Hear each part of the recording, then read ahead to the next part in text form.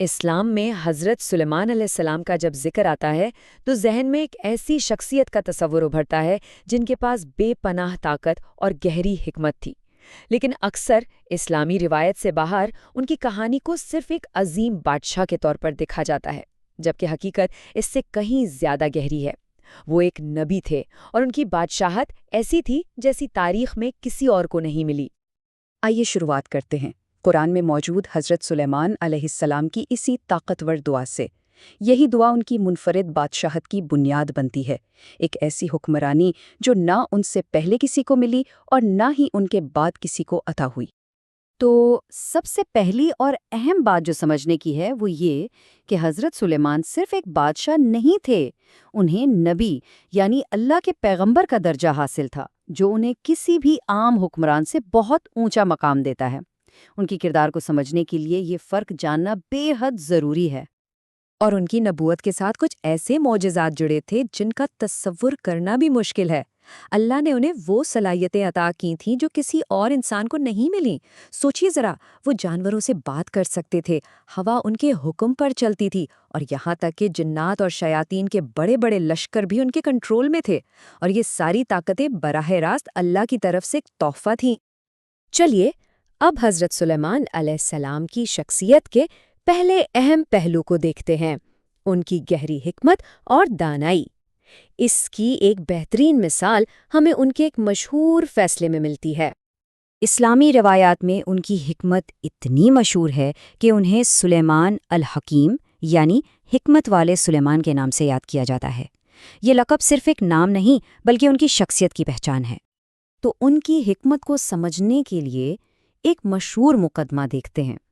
ایک شخص نے شکایت کی کہ دوسرے شخص کی بھیڑوں نے رات کو اس کے انگور کے باغ میں گھس کر ساری فصل تباہ کر دی ہے۔ معاملہ بالکل صاف تھا، ایک کا نقصان ہوا تھا اور دوسرے کی بھیڑوں کی وجہ سے ہوا تھا۔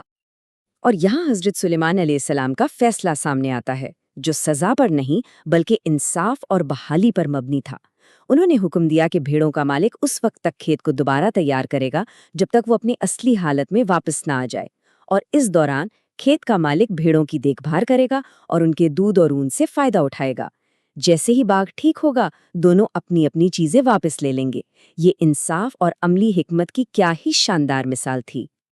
اچھا، اب حکمت سے آگے بڑھ کر ہم حضرت سلیمان علیہ السلام کی ایک اور حیران کن صلاحیت پر بات کرتے ہیں، یعنی ان کا غیبی اور قدرتی قوتوں پر بے مثال کنٹرول۔ یہاں ہمیں جن کی اصطلاح کو سمجھنا ہوگا۔ اسلامی عقیدے کے مطابق یہ آگ سے بنی ایک ذہین مخلوق ہے جو عام طور پہ ہماری نظروں سے پوشیدہ رہتی ہے، اور حضرت سلیمان علیہ السلام کو اللہ نے یہ خاص طاقت دی تھی کہ وہ ان جنات پر حکومت کر سکیں۔ تو انہوں نے ان قوتوں کو کیسے استعمال کیا؟ ہوا ان کے تخت کو ایک جگہ سے دوسری جگہ لے جاتی، جنات ان کے لیے بڑی بڑی عمارتیں اور محلات تعمیر کرتے، اور یہاں تک کہ سرکش شیاطین کو بھی سمندروں سے موتی نکالنے اور یادگاریں بنانے پر مجبور کر دیا گیا تھا۔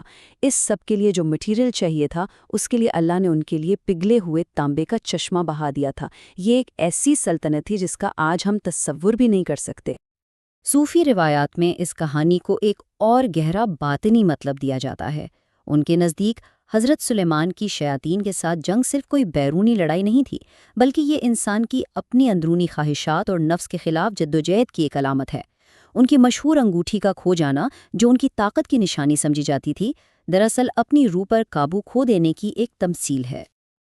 اب ہم حضرت سلیمان علیہ السلام کی صلاحیتوں کے ایک اور دلچسپ پہلو کی طرف چلتے ہیں، جانوروں کی باتیں سمجھنے کی ان کی قابلیت۔ یہ صلاحیت ان کی بے پناہ طاقت کے باوجود ان کی عاجزی کو ظاہر کرتی ہے۔ قرآن مجید میں ایک واقعہ ہے کہ حضرت سلیمان اپنے عظیم لشکر کے ساتھ ایک وادی سے گزر رہے تھے جسے چیونٹیوں کی وادی کہا جاتا ہے۔ وہاں ایک چیونٹی نے دوسری چیونٹیوں کو آواز دی اور خبردار کیا۔ حیرت کی بات یہ ہے کہ وہ چیونٹی نہ صرف حضرت سلیمان اور ان کے لشکر کے حجم کو جانتی تھی، بلکہ اسے یہ بھی معلوم تھا کہ وہ جان بوجھ کر کسی کو نقصان نہیں پہنچائیں گے۔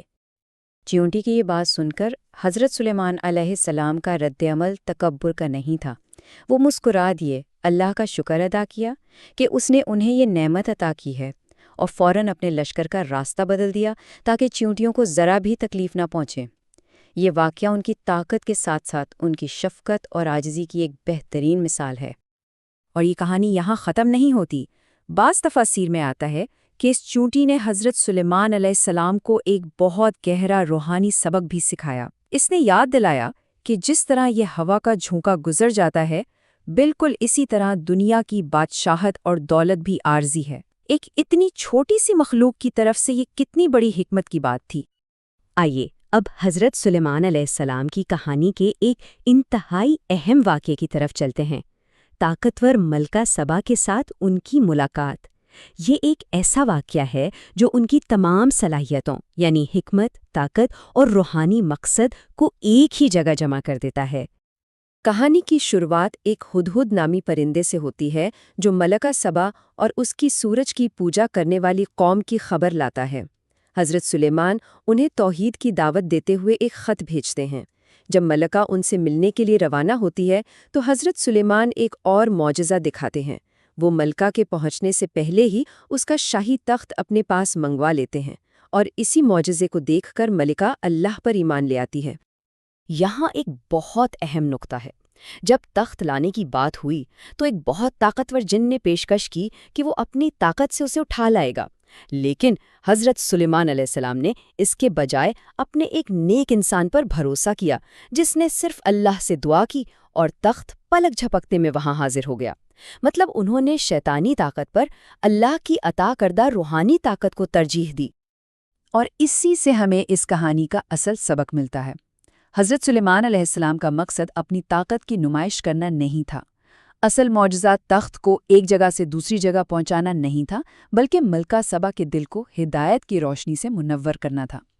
ان کا حتمی مقصد لوگوں کو ایک خدا پر ایمان لانے کی طرف رہنمائی کرنا تھا۔ اب ہم حضرت سلیمان علیہ السلام کی زندگی کے آخری اور بہت ہی پر اثر باب کی طرف بڑھتے ہیں، یہاں تک کہ ان کی وفات کا واقعہ بھی اپنے اندر ایک بہت بڑا اخلاقی سبق رکھتا ہے۔ قرآن پاک بیان کرتا ہے کہ حضرت سلیمان علیہ السلام کا انتقال اس حالت میں ہوا کہ وہ اپنے عصا یعنی لاٹھی پر ٹیک لگائے کھڑے تھے۔ جنات جو ان کی نگرانی میں سخت کام کر رہے تھی انہیں دیکھ کر یہی سمجھتے رہے کہ وہ زندہ ہیں اور ان پر نظر رکھے ہوئے ہیں، اور اسی خوف سے وہ اپنا کام کرتے رہے۔ اور یہ سلسلہ ایک لمبے عرصے تک چلتا رہا، یہاں تک کہ دیمک نے ان کے عصا کو اندر سے کھوکھلا کر دیا اور وہ زمین پر گر پڑے۔ تب جا کر جنات کو احساس ہوا کہ ان کا تو انتقال ہو چکا ہے۔ اس واقعے سے یہ اہم ترین عقیدہ ثابت ہوا کہ جنات جیسی طاقتور مخلوق بھی غیب کا علم نہیں رکھتی۔ علم غیب صرف اور صرف اللہ کی ذات کے پاس ہے۔ تو آخر میں یہ کہانی ہمیں ایک بہت گہرے سوال پر سوچنے پر مجبور کر دیتی ہے۔ حضرت سلیمان علیہ السلام جن کی بادشاہت بے مثال تھی، ان کی زندگی کا ہر پہلو، چاہے وہ چونٹی کی بات پر مسکرانا ہو یا اپنی موت کا انداز، ہمیں عاجزی اور اللہ پر مکمل بھروسے کا سبق سکھاتا ہے۔ تو سوال یہ پیدا ہوتا ہے کہ ایک ایسے بادشاہ کے لیے جس کے پاس سب کچھ تھا، اس کی سب سے بڑی میراث اس کی طاقت نہیں بلکہ عاجزی کا سبق ہو، اس کا کیا مطلب ہے؟